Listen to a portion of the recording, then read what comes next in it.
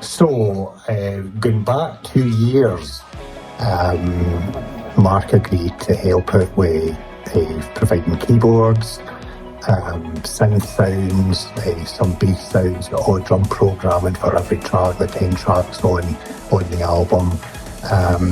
And what I thought after the album's finished and it's almost ready to be released, but I thought, wouldn't it be a great idea to sort of go into a bit of background as to the sounds, the presets, the sounds, the drum settings, some of the guitar effects that Marc's added.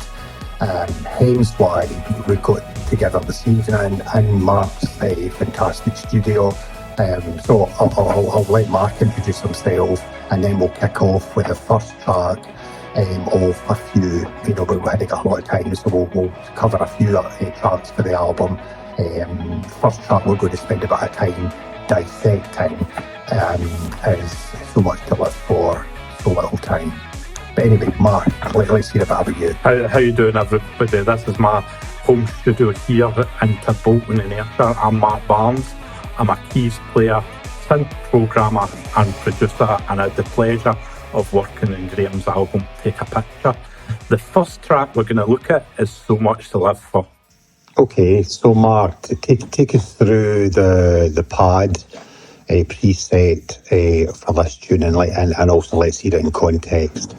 I made up this preset called Through the Noughties pad on the new Korg MultiPoly native, which is an amazing synthesizer. And what was quite interesting about this was the pad was built up using mainly detuned saw waves, but the two filters were both band reject filters.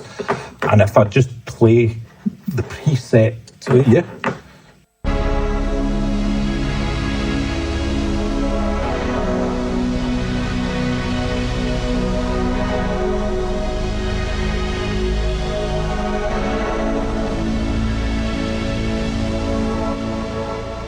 You can hear it's big, massive, ethereal type dance breakdown type pad. And then in the context of the track, just play just before it comes in.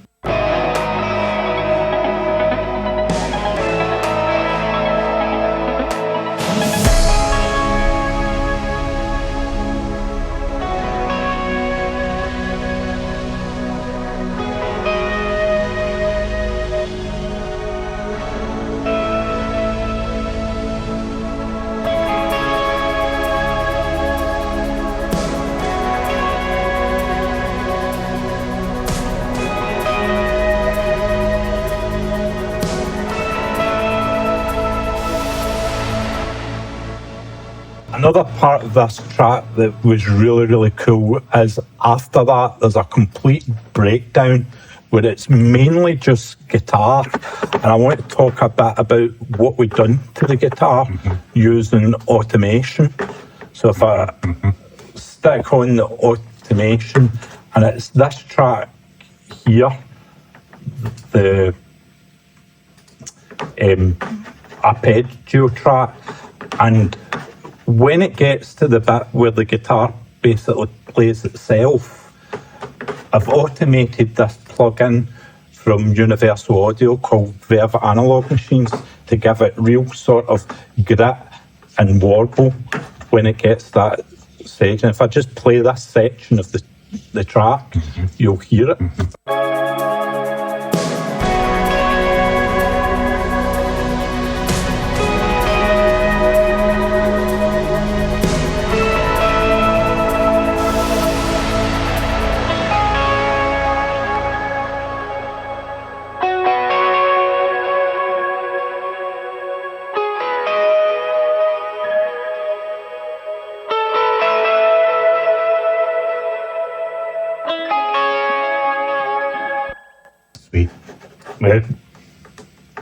Just really sets it off. And then you might have heard it, but I've made this new preset for Korg Wavestate that's still to be released in my sound banks, but it's called LoFi Ambient Piano, and basically it's a kind of detuned piano type sound meant for ambient music, and it just plays one note, but that one note makes all the difference. And it just, if I solo it, you can hear it.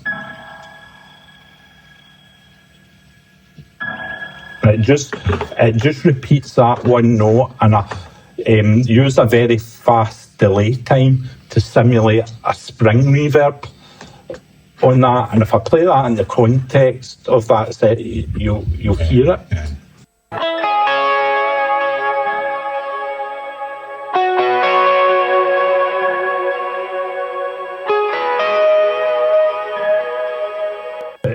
It just really sets off that bit, and it's just one single note. If I take it out,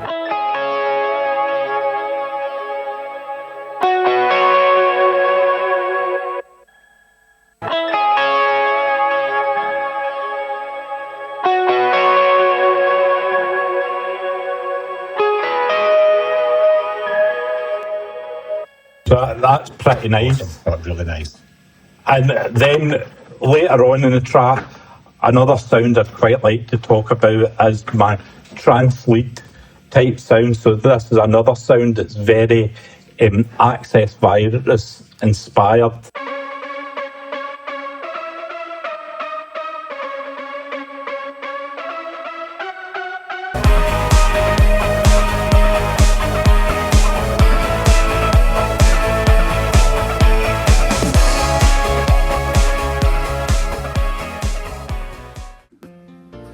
So next up is a track that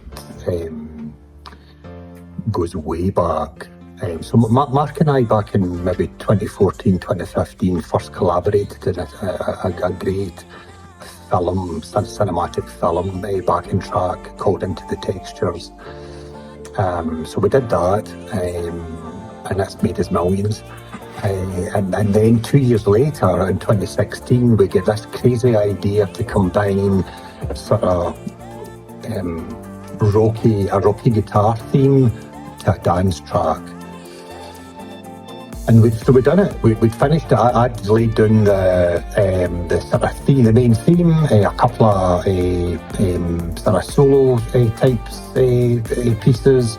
A sort of first one, a sort of jazzy type guitar. The next one, a sort of outright shreddy sound. And we'd finished the track, and then I think Marc's wife Cheryl, who's an outstanding dance vocalist, heard it, and she came up with a great lyric and wanted to sing on it, which was wonderful. It was great news. So Marc. Yeah, so as Graham says, my wife Cheryl sang a bit of vocals on it. Just one line, and effects and chops and vocoders and stuff like that on a sort of housey vibe, and we kind of remastered it and fixed up things in the mix for that track. So I think we'll pop over to the screen, we'll have a look at some of the cool things about Not My Guitar. Yeah. First thing that is really cool, and it was in our original version as well, is there's a really cool reverse guitar effect. And basically what I did was I took the high note, which was the last note of Graham's solo in one of his takes, and I loaded it with reverb and then bounced it down and then played it backwards, which made this really cool effect.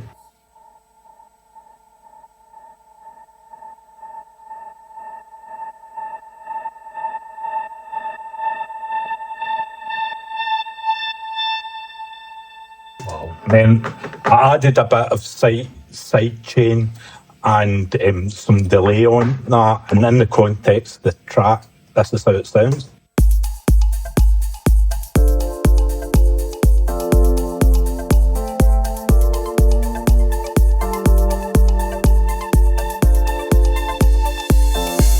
We loved it so much, we'll put it in the track probably about 6 times over the course of the full track at different parts, even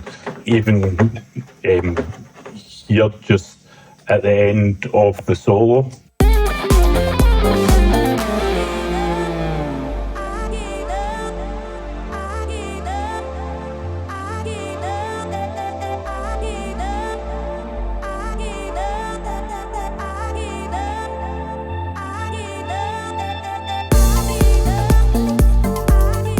Graham's guitar playing been fab as always, and even a jazz solo in the middle of it.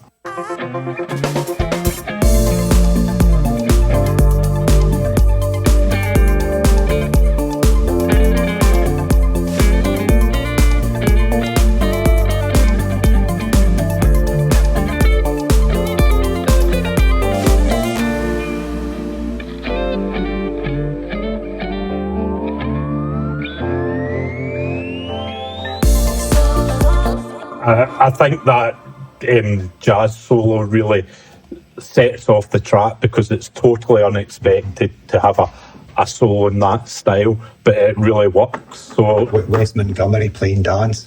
yes, but it's fab. There's 3 different piano sounds used that play the same thing, but are scattered and layered in different ways over the course of the track. So the first, if I just look this section, if I get the right button, if I just look this section here, the first piano sound is just a classic Korg M1 dance piano sound that you would expect to hear in any house track.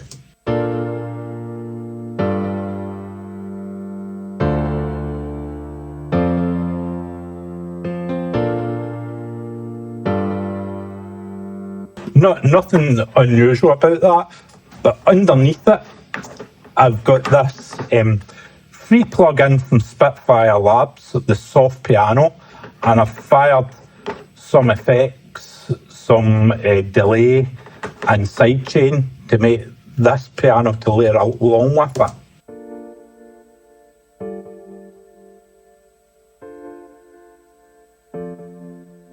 Actually almost sounds like a guitar the way it's been done, and it's very, you probably noticed it's very quiet in the mix, so it's quite subtle.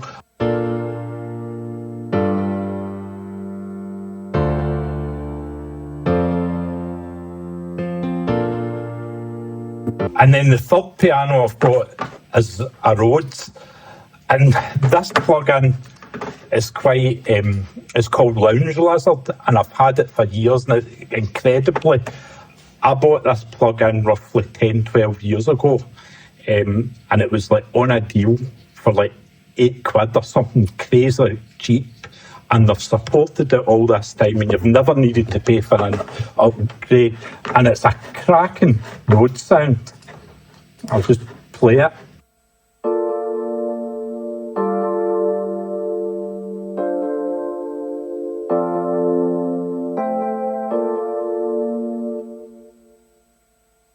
In the context of the track, I'll play this.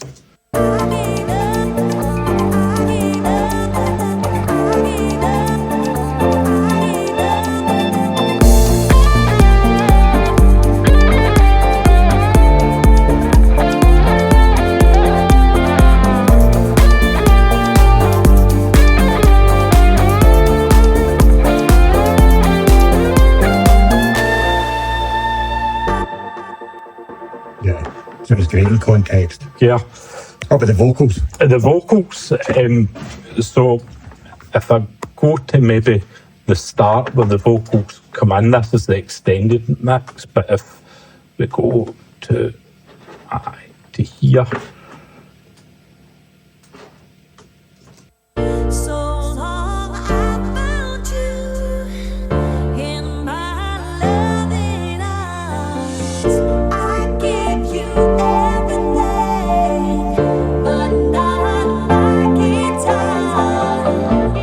yeah, so it's really just that 1 8-bar line, and we've got the main vocal on the track here, but halfway through, as you'll see this vocal heaven pad, that's a vocoder part, and if I solo just the end of that and you can hear it.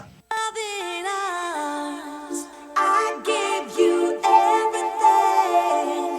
So the vocoder comes in, and then I've got an echo chop on the end of the vocal.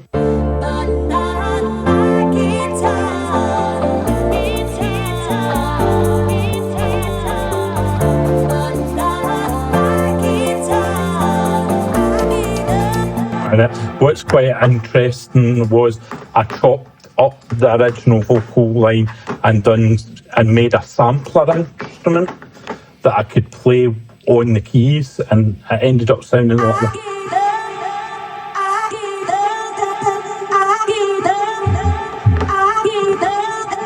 And that gives it that sort of vintage 90s house vibe.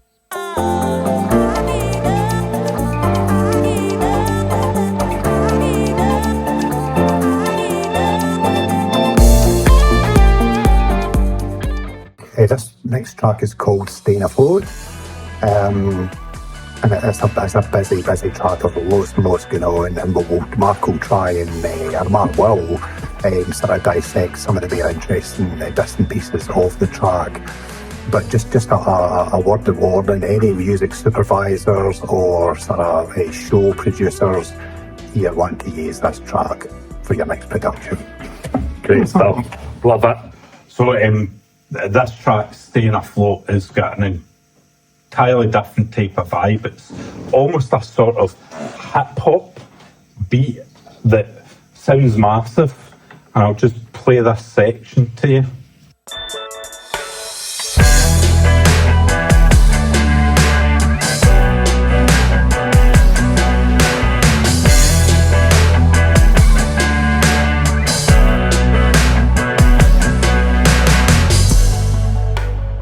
One of the really cool things we've done, Graham done a really cool whammy bar effect on the main track, but in the extended version, we played it backwards in the intro section, and it just sounds so cool. I'll just play that section to you.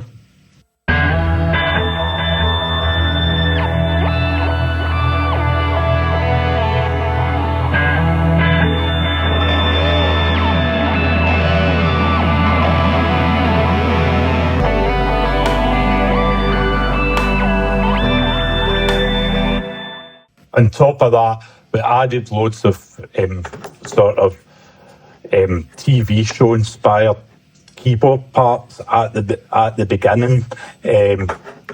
This particular sound at the very start is from my Wavestate collection, Volume 7, and it's called Reverse Piano Ambience, and it's got a sort of synth clavier vibe to it. If you think, I think it was Beat It, Michael Jackson, the very start of it.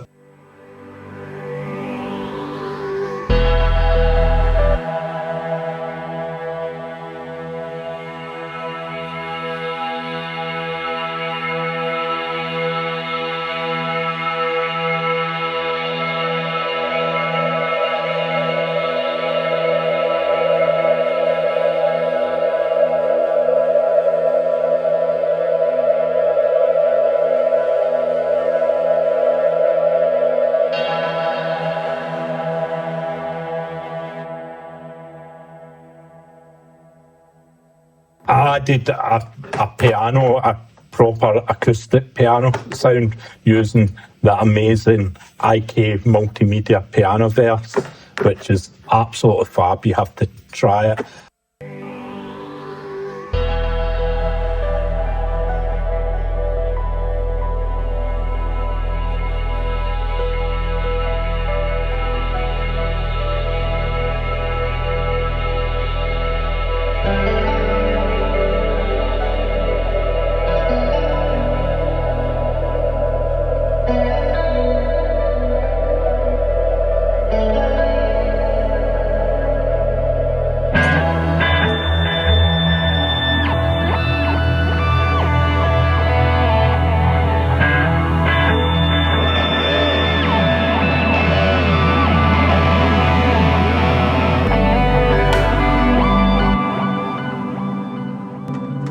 Really big intro to match that big beat we spoke about earlier on.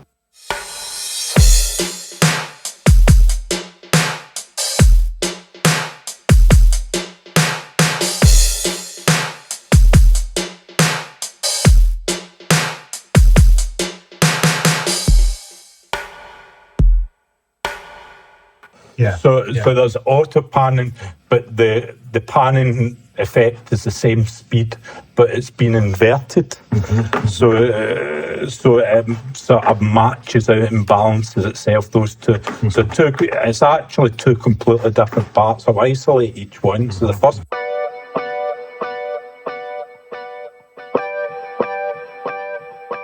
Along with it, we've got this.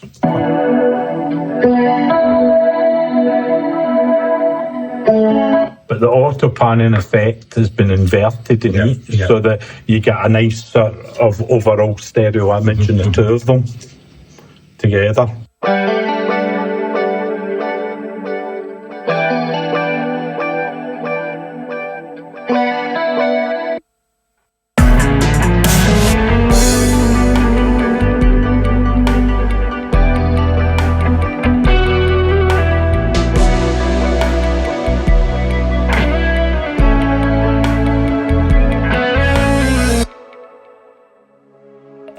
So the fourth track that we want to dissect and deconstruct is a track called Time Is Running Out.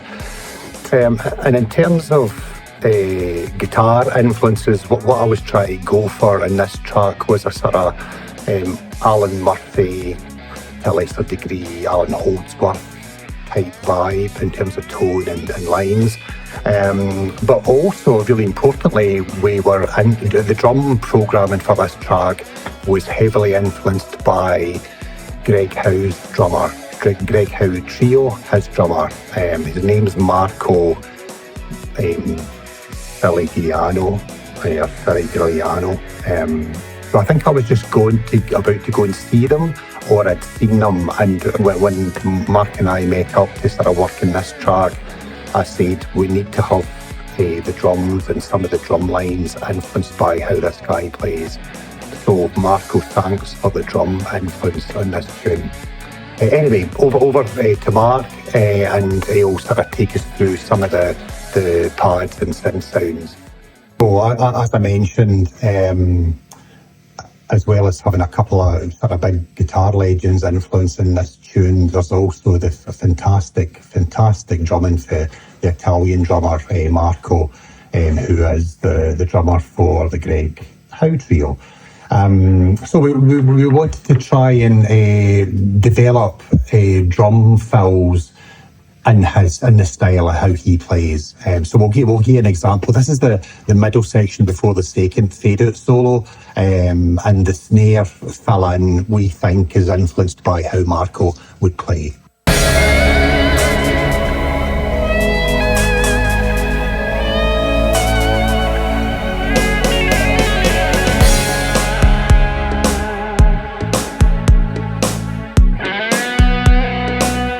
Yeah. Okay, I'll just isolate the beat there because there are a few interesting things about the beat. Yeah. Originally, I had a snare drum sound from my Pro 800 synth that I made, but I ended up changing it to a sound from this free plugin called Monster Drum, and it's really worth getting your hands on it. Cracking snare drum. And then incidentally, rather than putting real hi-hats on it, I used a Roland TR-707 type hi-hat.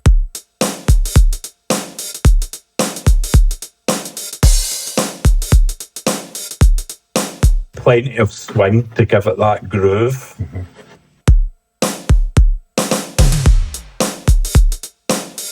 And Simmons samples of Simmons tom-toms, so it's a complete blend of, I've got an acoustic style kick and snare, and then I've got these vintage sort of 80s hi-hats and toms on it. And there's even more drum tracks down here.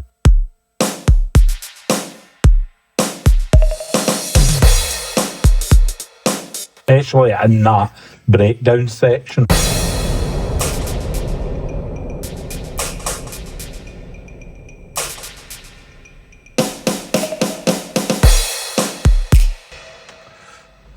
Okay. Yeah. I have to say, one thing I really love about this is one of the pad sounds that I'd done using the Korg mod wave, and it's from my second banger preset, and it's just a patch called Massive Pads, and it's still to this day one of my favourite pad sounds. That whenever I'm producing music, it always seems to rear its head, and I'll let you hear it.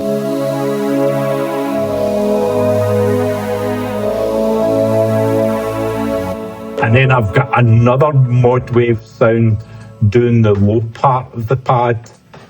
And here, both from Korg mod wave. So this one's called Alberman Returns, and it's from volume 3 of my mod wave collections, and together.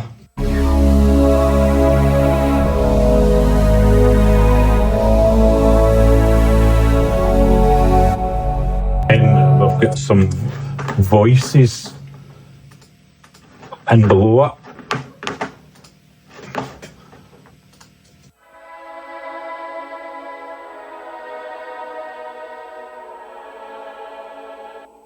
All together.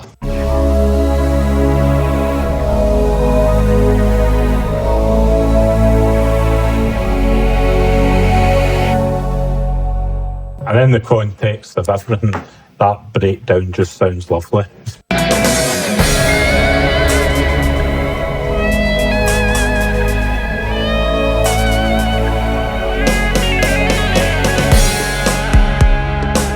Was that the EBO you were using there, or the expression pedal? No, just a volume pedal and the whammy bar. Yep. And it sounds absolutely fantastic. The combination of the pads, that gigantic, massive pad, and the voices, just wow, just so rich, isn't it? Yeah, it's good. It sounds great. And then at the end, we've even got sort of real sound and strings that I've done using BBC Spitfire Orchestra, and if I just solo the string bus.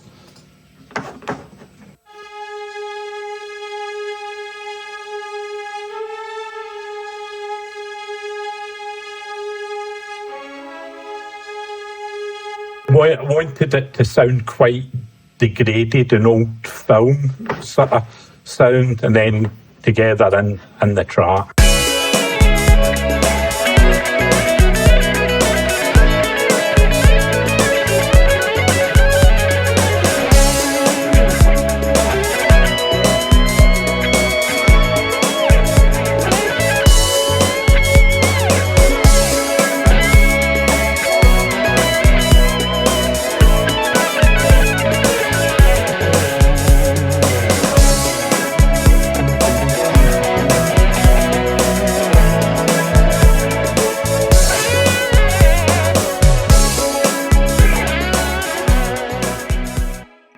Another thing that was really cool was Graham's melody has a sort of call and response thing going on, and I've done a lot of automation using the Logic's built-in remix effects.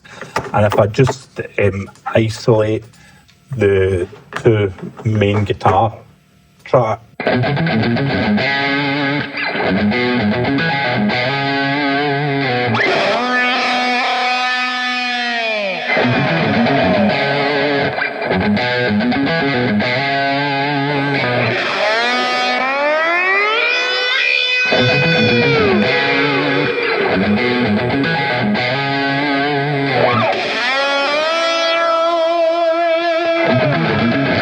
so we're getting really cool filter and resonance effects there, and each time it comes up it's entirely different because it was basically done turning knobs live.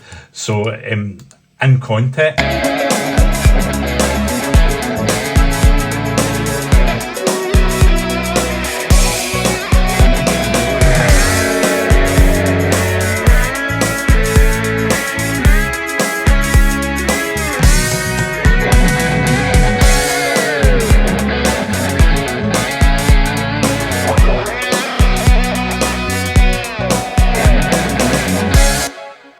I love about it is the fact that every time it comes up, it's different. It's not just a case of we've found a cool bit of automation and we've copied and pasted that in. Every time it comes up, you can see by the waveforms here that it's entirely different every time. Yeah, fantastic.